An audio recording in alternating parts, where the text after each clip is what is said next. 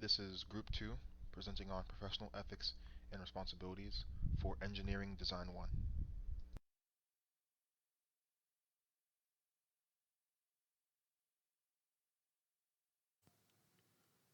Overview. This is going to be an overview of professional ethics and responsibilities, which is the topic that we were assigned.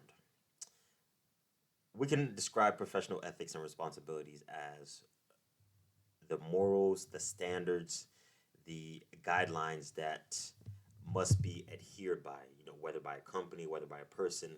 If we take religion, for example, not to get too deep into religion, but let's say a certain person has a certain religion. Now we know that that person knows that that religion has certain guidelines, certain disciplines, certain practices that they abide by. Now that person is going to do everything in their power to abide by and adhere by the rules, the disciplines, whatever that the religion has. And if the person doesn't do it, they are violating their religion. They are going against their religion.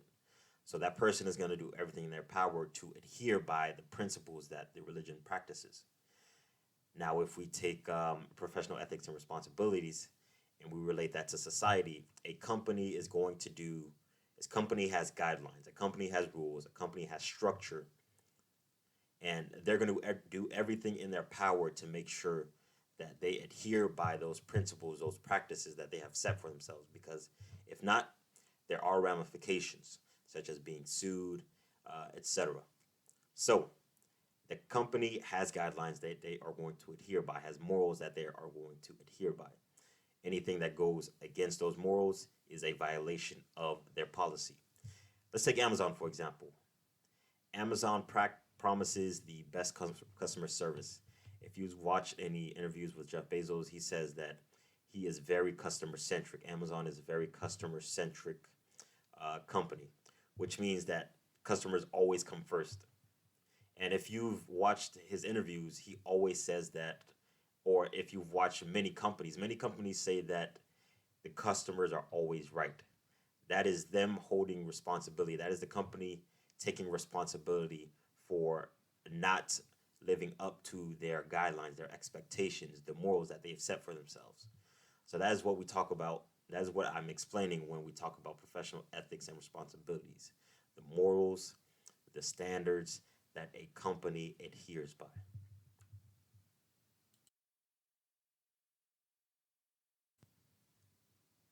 Relation to engineering. When it comes to professional ethics and responsibilities in relation to engineering, it's safe to say that customers or the people come first. Let's say that a construction company is building a bridge of some sort. They want to do everything in their power. They want to make sure that the blueprint is up to par. Want to make sure that everything is safe enough so that when the final product is complete and it is open to the public, there shouldn't be any issues. There aren't any problems, let's say, when a car is passing by, when tons of cars are passing on the bridge. There should not be any issues at all. So it's important that a company holds its standards very high for the safety, the health, and the welfare of the people who should come first. It's also important that a company also is truthful to themselves and don't perform services that are out of their expertise. Let's say that, a company wants to do something, but they're only specialized in one area. You've heard the term jack of all trades, master of one. Let's say they're a master of one and they don't understand how to do something else that relates to the project that they're trying to complete. It's best that they just outsource that part of the project rather than try to force themselves to build that part of the project and risk the safety, the health, the welfare of the people. So it's important that a company only performs services in areas of their competence and hold themselves to the highest degree. It's also important that a company is takes responsibility for certain actions. Let's say something happens with their product malfunctions, their product breaks, whatever it is. It's important that the company takes responsibility and fixes the issue immediately. And let's say a customer wants a refund. If the customer wants a refund, I believe that it is in the right for the customer to receive their refund back if the product is defective, if the product is not correct, if the product is not up to par. Because if a company's selling something that isn't at its highest standard, that isn't held to its higher standard, what's the point? Why are they even selling it? Why are they putting it out to the public if it's not up to par? You know, it's different for software because software is not as lethal or not as destructive as something, let's say, hardware. Let's say a company sells a car and that car is defective. That's not as bad as, let's say, an app that a customer purchases that is defective. The car is a lot worse than the app because the app, worst case scenario, the customer can't use the app. But a car, for instance, that could cause fatalities. So be sure that a company is held responsible for their actions. As Jeff Bezos said, the customer is always right. So companies should hold themselves to the highest standards and make sure that their products are up to par before releasing it to the public.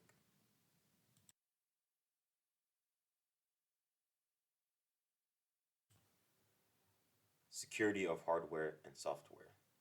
One of the subtopics that we've decided to tackle is the security of hardware and software because in today's world is a very digital world. We are mainly online, as you know. COVID brought everything online, so everything is now digital. Everything is now paperless. So what does that mean? As great as that is, now hardware is becoming a bit more obsolete.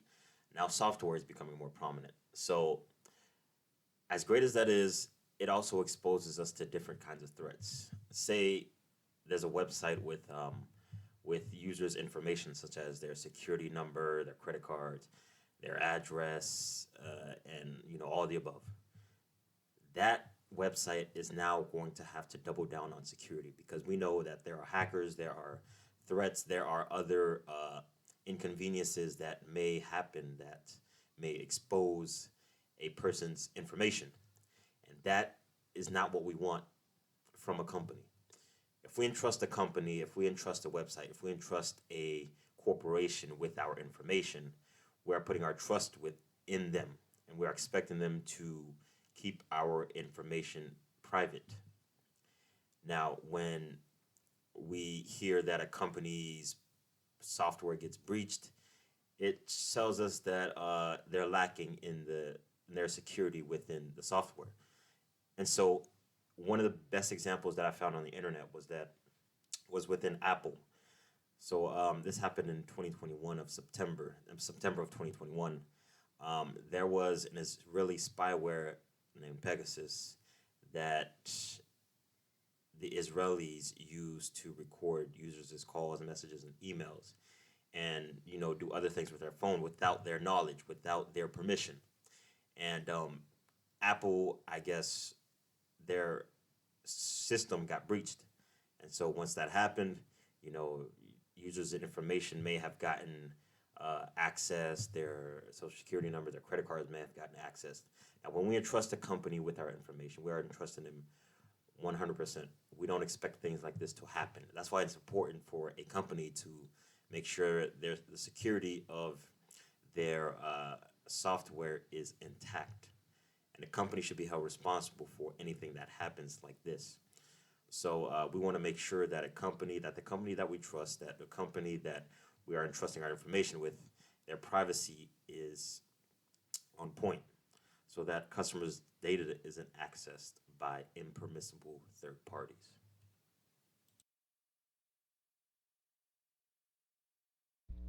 In this slide, we will be discussing the two forms of ethics, which are professional ethics and personal ethics.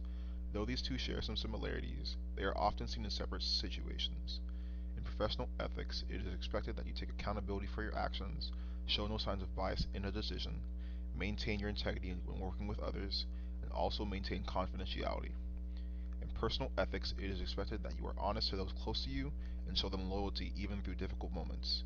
You are empathetic to problems that do not affect you, and you are self disciplined enough to not do actions that only benefit you while harming others.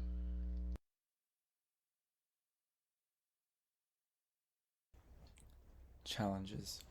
So some of the challenges is being able to apply code of ethics in a workplace, because the word ethic itself is, there's many meanings, and it comes to a personal level, also following company policy.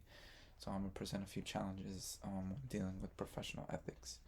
So the challenge is that it's difficult to teach ethical standards in the engineering world, because engineers could be brought upon situations that are ambiguous or conceptually difficult for people to understand. So this could go when defining a requirement. So one engineer may see a statement or a requirement as interpreted as something that another engineer may interpret differently, or a customer that wanted a certain thing, but the engineer or developer misinterprets that, and so there's this sort of miscommunication which can lead to ethical problems. Some engineers have not encountered any real life experiences that deal with ethical dilemmas, so it's difficult for them to philosophically teach others about complex concepts. This in part makes it difficult for companies to set a standard teaching method for ethics in the workplace.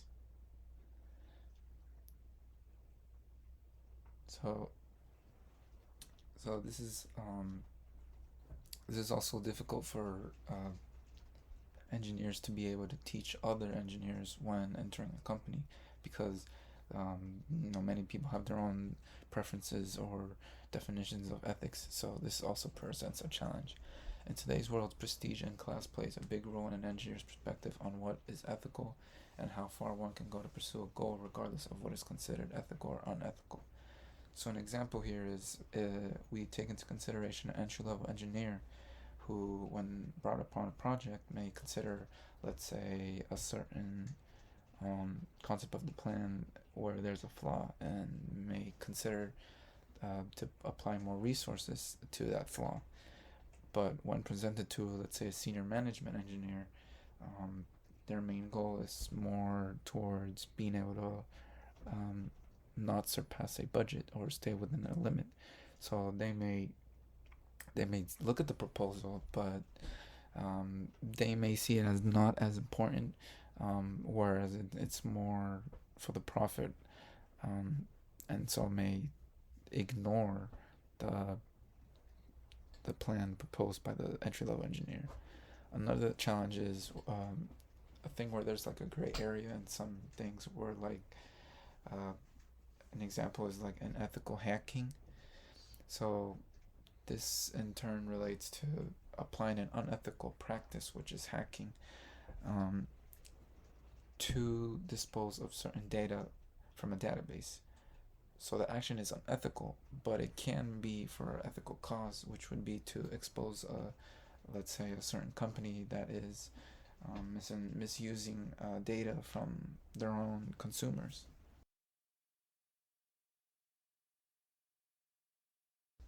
Benefits of professional ethics. There's definitely some benefits when applying ethics in the workplace. An example is assurance of asset protection. So, if a company follows a code of ethics, then the people that work under the company will be more satisfied working under that company. So, they won't misuse company products as much. And so, there's this asset protection of their own products by the company by applying ethics into the workplace. So there's also increased productivity, and teamwork flow is increased. So when everyone around you is following a code of ethics, and everyone's acting in a professional manner with knowing what their responsibilities are, there's this increased teamwork flow, because everyone wants to work with another person, and so everyone knows what they're doing, and a task is completed more thoroughly. This also strengthens company values and image. Communication is not a barrier, and improvement is done in decision making and planning. So, uh, following an ethical standard, every coworker will be able to um, not be intimidated by others because they know that everyone's there to do what they're supposed to do. There's no there's no there's no absence of not knowing what to do. So everybody works together. This in turn decreases legal issues because, um, you know, following ethical protocol, there won't be any problems with the law. And all in all, this is just a road to success. It helps everybody move on.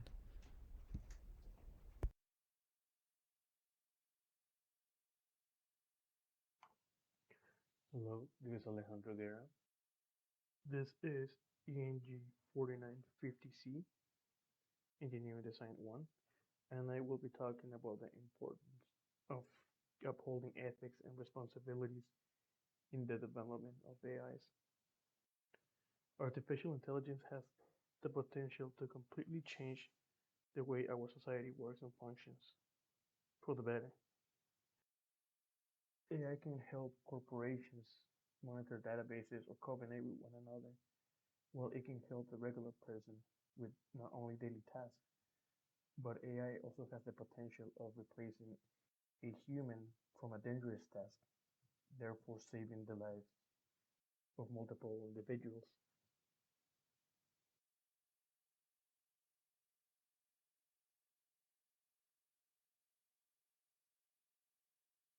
If ethics and responsibilities are not upheld,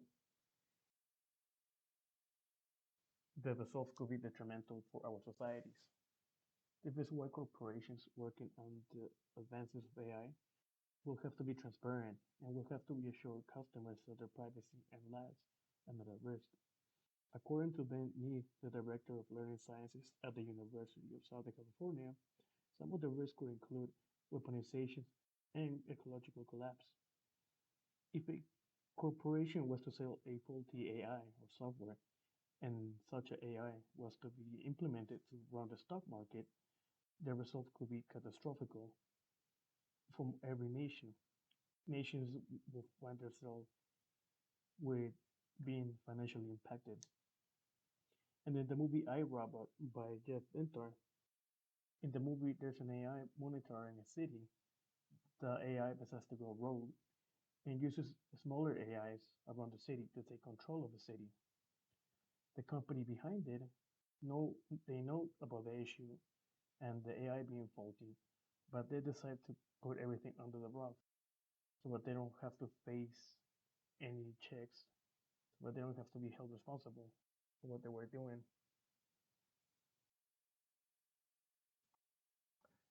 One issue the AI development is facing currently is the lack of transparency.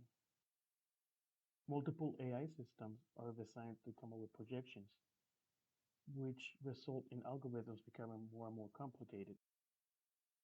This is a big issue because developers and the creators of the algorithms they start having issues trying to understand what the algorithm is doing and the outcome of such an algorithm. Because of the insufficiency of transparency, certain algorithms are thought of as black boxes. In one example, if a bank was to refuse a new client, they would not be able to explain to the customer why the customer is being denied.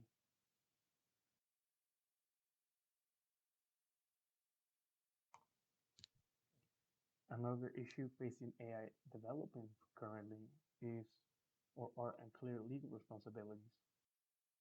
In 2018, a self-driving vehicle struck and killed a person. The artificial intelligence, or AI, was faulty and malfunctioned. The human inside of the vehicle was being blamed and accused for not paying attention to the road and attention to the vehicle itself when the malfunction happened. So in this situation, who would be morally, legally, and ethically accountable for the performance and result of the AI?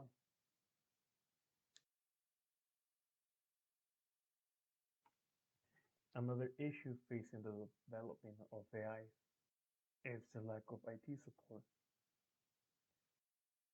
There is a legal case going on right now in which a company selling house security cameras is being sued, and reports are coming from multiple states such as Florida, Michigan, Georgia, and Texas.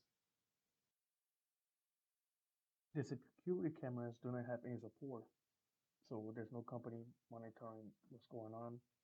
There's no updating of the algorithms, so they seem to be really easy to hack. As a result, multiple cameras are being hacked, and families are being harassed by the hackers.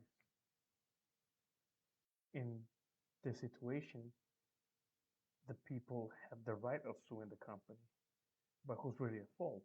Would it be the company for selling the cameras or the software developers? This is why the lack of IT support right now is a big issue in this community.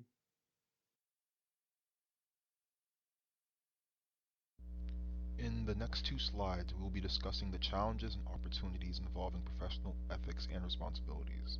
The challenges of this topic include the lack of resources, as this will lead to unwanted and forced changes in order to reach the agreed upon deadline. Climate change, as the increasing harshness of weather will forcibly change what was professionally accepted as a sound foundation in a given area. And accepting the bare minimum, which is when you are able to comfortably meet and fulfill the requirements of a contract, but you are able to tell that what is being asked isn't enough to guarantee a design of quality. For the opportunities involving professional ethics and responsibilities, there's much to gain from trust, as a history of moral ethics will lead to not only your client having strong faith in you, but the general public having faith in engineers as a whole. There are many opportunities in development as well if the conditions of a foundational standard are regularly being met, as this will allow for further improvements to be designed and implemented on an even and consistent basis. An open book policy also gives room for opportunities. Even if a proposed project isn't regarded highly, if goals and criteria are being met during the development phase of the project, and the public have access to these incremental improvements, the likelihood of backlash occurring afterwards is much less likely due to the fact that every step, positive or negative, was publicly documented.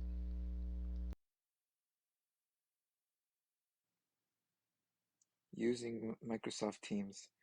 This application allows us to set a space for us to be able to communicate with the team by setting up a meeting. So we set up a day and time, and this allows us to be able to have everyone commit to a certain time of the day, allowing us to progress with the project. The start a meeting feature was really helpful in getting everybody connected. We didn't have any troubles at all. Everything was smooth. Having the feature of seeing our windows while traversing through our computers made talking and working while in the meeting a breeze. So if the screen was to be shared, we could minimize the windows while also working on our own personal computer. So that was also really helpful.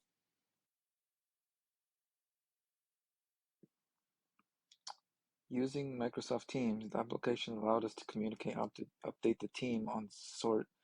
It's kind of like the announcement feature on Canvas. So with the post new conversation feature on the app, we posted any announcements of the progress of the project. For example, if one of us finished the recording for the presentation, we'd announce it, so that way we have a feed where only the important topics are placed in for the whole team to see.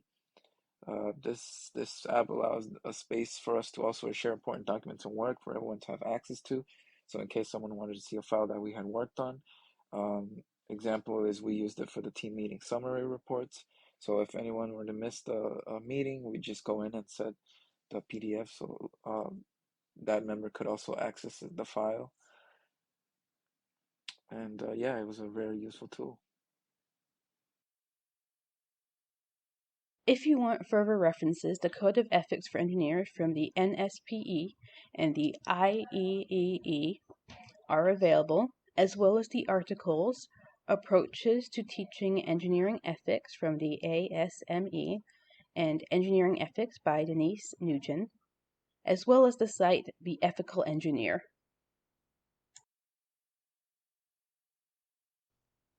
Now, the first question to the audience: what is the definition of ethics? definition of ethics is the ability to recognize, interpret, and act upon multiple principles and values according to the standards within a given field or context.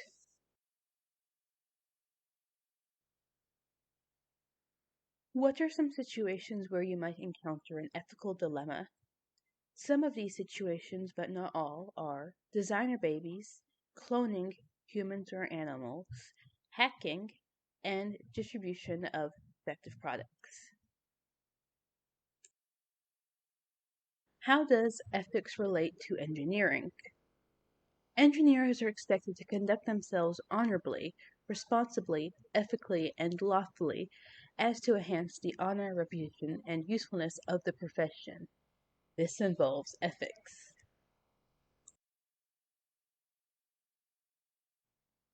What are the two types of ethics you will encounter as an engineer? Professional and personal ethics. What are the benefits to keeping to your ethics? The benefits are increased productivity, teamwork flow is increased, improvement in decision making and planning, and increased success in the workplace.